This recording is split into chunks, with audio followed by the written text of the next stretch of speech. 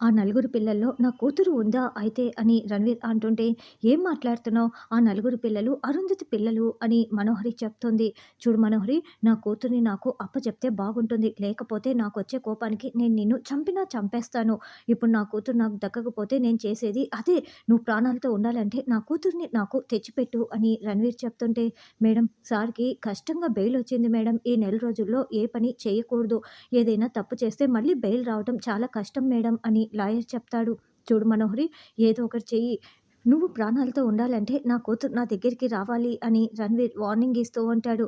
తర్వాత అమృతకి కొరియర్ వచ్చిందని courier boy చెప్తూ ఉంటే, "ఆ పేరు గల వాళ్ళు ఈ ఇంట్లో ఎవరూ లేరు" అని చెంబా చెప్తుంది. అప్పుడే అంజు అక్కడికి వచ్చి, "ఏంటి యాదమ్మ, ఇన్ని రోజుల నుంచి మా ఇంట్లో పని చేస్తున్నావు. మా పూర్తి పేర్లు కూడా మీకు తెలీవా?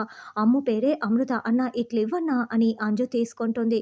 "అమ్ము, నీకేదో కొరియర్ వచ్చింది" అని అంజు కేకలు పెడుతూ పిలుస్తూ ఉంటుంది. దాంతో అమ్ము చాలా టెన్షన్ పడుతూ పరుగులు పెడుతూ కిందికి వస్తుంది. అమ్ము కిందికి వచ్చి అంజు చూస్తూ ఉంటే కొరియర్ లెటర్‌ని లాక్కునేస్తుంది.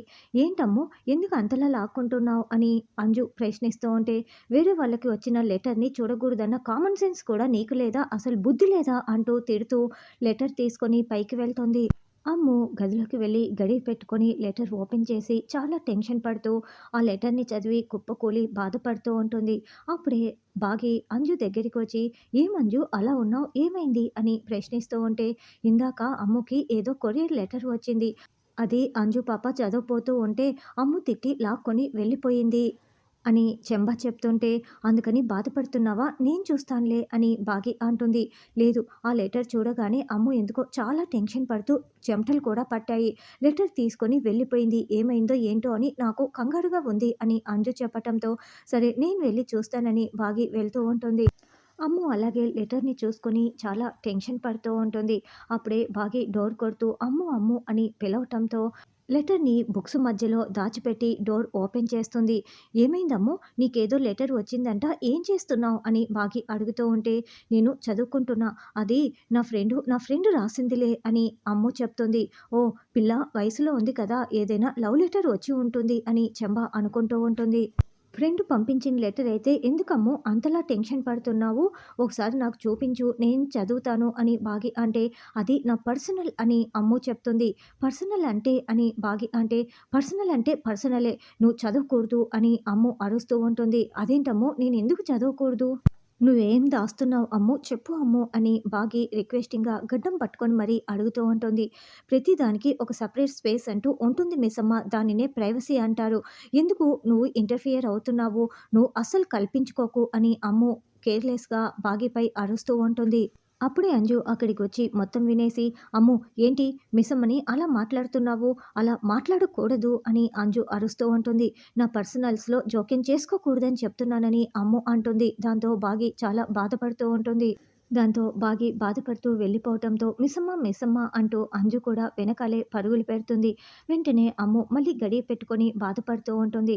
మనోహరి లోపలికి వస్తూ ఉంటే చెంబ గార్డెన్‌లో ఎదురు వచ్చి, "మనోహరి, ఈ డ్రెస్‌తో ఇంతసేపటి నుంచి ఎక్కడికి వెళ్ళిపోయావు మనోహరి? ఇప్పుడు తిరిగి వస్తున్నావు. ఎక్కడికి వెళ్ళావో చెప్పు మనోహరి" అని చెంబ అడుగుతూ ఉంటే, "నా మొగుడు దగ్గరికి వెళ్ళాను" అని మనోహరి అరుస్తూ ఉంటే, "అంటే నువ్వు ఇంతలా రెడీ అయింది అమరేంద్ర కోసం కాదా?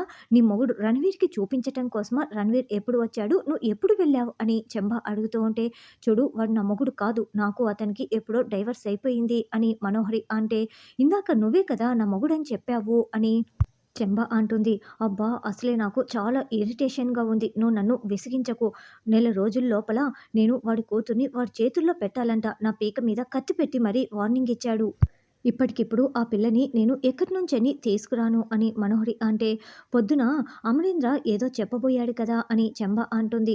"అవును, ఆ భాగీరథుడు అడ్డు పడకపోయి ఉంటే నిజం తెలిసిపోయి ఉండేది" అని మనోహరి అంటే, "నాకు తెలిసి భాగీరథుడికి కూడా ఆ పిల్ల ఎక్కడ ఉందో తెలిసినట్లు ఉంది మనోహరి" అని చెంబ చెప్తుంది. "అందుకే వాళ్ళు నిజం బయటికి రాకుండా అడ్డుపడినట్లు ఉన్నారని" చెంబ అంటే, "ఏది ఏమైనా సరే నా పాప ఎక్కడుందో నేను కనిపెట్టి తీరాల్సిందే" అని మనోహరి అంటే, "ఏ రణ్వీర్ నిన్ను చంపేస్తాడని భయమా?" అని చెంబ అంటుంది. "లేదు, పుట్టగానే ఆ పాపని నేను అనాథ శరణాలయంలో వదిలిపెట్టాను కదా!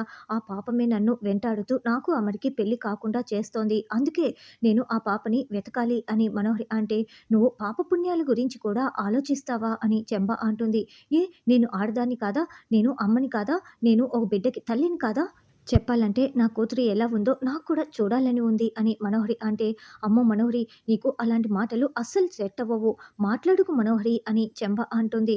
"ఏయ్" అని మనోహరి కోపం చూపిస్తూ ఉంటే, "సరే రణ్వీర్‌కి నీకు గొడవలు రాకుండా ఉండటానికైనా ఆ పాపని వెతకాలంటున్నావు అంతే కదా" అని చెంబ అంటే, "అలాగే అనుకో" అని మనోహరి అంటుంది. మనోహరి ఇందాక అమ్ముకేదో ఒక లెటర్ వచ్చింది. ఆ లెటర్ చూడగానే చెమటలు కక్కుతూ చాలా కంగారు పడుతోంది అని చంబా చెప్పటంతో, అయితే ఒక కన్నేసి ఉంచు, మనకు ఉపయోగపడుతుందేమో చూద్దామని మనోహరి అంటుంది. తర్వాత అమ్ము ఆటోకి సరిపడా డబ్బులు తీసుకొని ఎవరూ చూడలేదులే అని అనుకుంటూ బయటికి వచ్చి ఆటో ఎక్కి వెళ్తూ ఉంటుంది. అప్పుడే బాగి ఇదంతా గమనించుకుంటూ బయటికి వచ్చి అమ్ము అమ్ము అని పిలుస్తూ ఉంటుంది. ఈ లోపలే అమ్ము ఆటోలో వెళ్ళిపోతుంది. ఈ లోపల కరుణ అక్కడికి వచ్చి ఏయ్ బాగి, ఏం చూస్తున్నావే గిట్ల బయటున్నావు అని ప్రశ్నిస్తూ ఉంటే, ఏయ్ ముందు ఆ ఆటోని ఫాలో అవ్వవే, అమ్ము అందులో వెళ్తోంది అని బాగి కరుణ ఇద్దరు వెళ్తూ ఉంటారు. కొంత దూరం వెళ్ళేసరికి ఆటోని మిస్ అయిపోతారు. ఈ సందులో పోనీ, ఈ సందులో పోనీ అని రకరకాల సందులు తిరుగుతూ ఉంటారు. ఒకచోట ఖాళీ ఆటో కనిపిస్తుంది. ఆ ఆటోనే కదే వెళ్ళింది అని కర్ణ చెప్పటంతో బాగి, కర్ణ ఇద్దరు ఆటో దగ్గరికి వచ్చి, "అన్న, ఇందాక ఈ ఆటోలో ఒక పాప ఎక్కింది కదా! ఆ పాప ఎక్కడ?" అని ప్రశ్నిస్తూ ఉంటే, "ముందు గల్లీలోనే దిగిపోయింది మేడం. అక్కడి నుంచి నడుచుకుంటూ వెళ్ళిందని" అతను చెప్తాడు. ఆ గల్లీ దగ్గరికి వచ్చి బాగి చుట్టుపక్కల మొత్తం కూడా చూస్తూ ఉంటుంది. అయితే అమ్ము ఎక్కడా కూడా కనిపించదు. అమ్ము ఎక్కడో నడిచి వెళ్తున్నట్లుగా మనకి చూపిస్తూ ఉంటారు. "ఏ బాగి, అసలు ఏమైందే? ఎందుకు అమ్ముని వెతుకుతున్నావు?" అని కరుణ ప్రశ్నిస్తూ ఉంటే, "ఈరోజు ఉదయం అమ్ముకి ఒక లెటర్ వచ్చింది. ఆ లెటర్ చదవగానే ఎందుకో కంగారు పడుతూ ఇలా ఆటోలో వచ్చింది" అని బాగి చెప్తుంది. "ఏమే, ఏదైనా పెద్ద ప్రమాదంలో ఇరుక్కుందేమోనే, వెంటనే మీ ఆయనకి ఫోన్ చేయి" అని కరుణ అంటే, "లేదే, ఆడపిల్ల విషయం ఆయన చాలా కంగారు పడిపోతారు. ఈ ప్రాబ్లమ్‌ని నేనే సాల్వ్ చేయాలి" అని బాగి అంటుంది. "నీతో చెప్పటానికి కూడా అమ్ము భయపడుతోందంటే అది పెద్ద సమస్య ఉన్నట్లుందే. నువ్వు ఎలా కనిపెడతావే? ఎలా సాల్వ్ చేస్తావు?" అని కరుణ అంటుంది. దాంతో బాగి ఆలోచిస్తూ ఉంటుంది. "జై హింద్ సార్" అంటూ రాథోడ్ రావటంతో, "ఏంటి రాథోడ్, ఎందుకు అంతలా టెన్షన్ పడుతున్నావు?" అని అమర్ ఫైల్ చూసుకుంటూ ప్రశ్నిస్తూ ఉంటారు. "సార్, ఉదయాన్నే రణవీర్ హైదరాబాద్ వచ్చాడంట. జైలు నుంచి బెయిల్ మీద బయటికి వచ్చాడంట. వచ్చి రాగానే హైదరాబాద్ వచ్చాడు" అని రాథోడ్ చెప్తుంటే, "అయితే ఖచ్చితంగా తన వైఫ్‌ని కలవటం కోసమే రణ్వీర్ వచ్చి ఉంటాడని" అమర్ అంటాడు. "అవును సార్, అందుకే పొద్దుట్నుంచి ఆమె కూడా కనిపించట్లేదు" అని రాథోడ్ అంటే, "ఆమెంటే ఎవరు?" అని అమర్ అంటాడు. "అదే రణ్వీర్ వైఫ్" అని రాథోడ్ అంటే, "అదేంటి, ఆవిడ నీకెవరో తెలుసా?" అని అమర్ అంటాడు. "తెలీదు సార్, అందుకే కనిపించటం లేదని చెప్తున్నానని" కవర్ చేస్తూ, "సార్, వాడు అసలే దుర్మార్గుడు సార్. వాడు కక్ష కట్టి పిల్లల్ని ఏమైనా చేస్తే" అని రాథోడ్ అంటే, "పిల్లలు ఎక్కడ ఉన్నారని" అమర్ అంటాడు. "ఆల్రెడీ ఇంటికి వచ్చేసి ఉంటారు సార్" అని అమర్ అంటే, "అయితే భాగ్యకి వెంటనే ఫోన్ చేసి పిల్లల్ని జాగ్రత్తగా చూసుకోమని చెప్పు" అని అమర్ అంటాడు. ఇక రాథోడ్ ఫోన్ చేస్తూ ఉంటే కరుణ, భాగి మళ్ళీ బైక్‌లో వెళ్తూ ఉంటారు.